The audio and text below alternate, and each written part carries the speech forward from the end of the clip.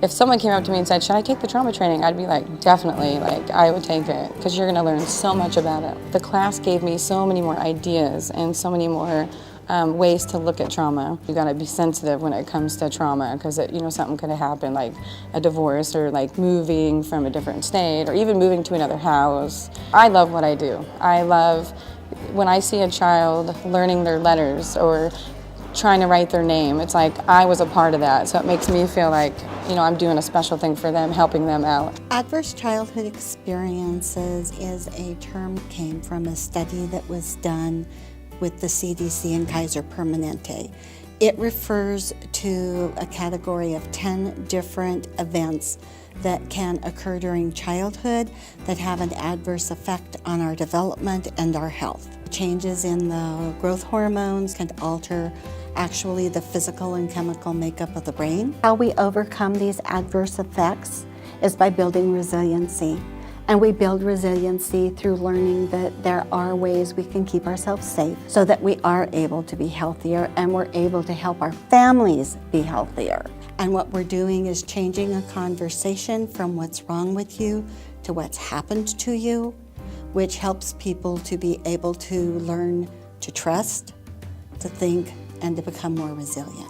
The Let's Cook Whole Food Program is a program to help child care cooks and directors learn what it means to provide whole, healthy foods to the preschoolers that are in their centers. There are 3 main components. One is a training, and then there's 2 chef visits where the chef actually goes to the site and works shoulder to shoulder with the cook in the kitchen, and then we have a cook's connection so that the cooks can network, talk, support each other, and learn more about whole foods. Whole foods are food that you can imagine growing or pulling from the ground, so as close to its natural state as possible. Whole foods cooking is really important in childcare because, as you may know, there's a childhood and an adulthood obesity epidemic. We know that if we can change the way children eat and what tastes good to them early on, then we can really change and move that trajectory towards obesity and reverse it so that kids are growing up at really healthy weights with healthy eating habits. I have found, and research has found,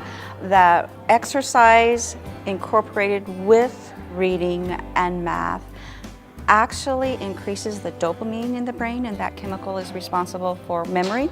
So they're able to retain what they have learned for longer amounts of time. They love, love, love lessons because the movement aspect of it is so connected to what they read and what they do in math and literacy.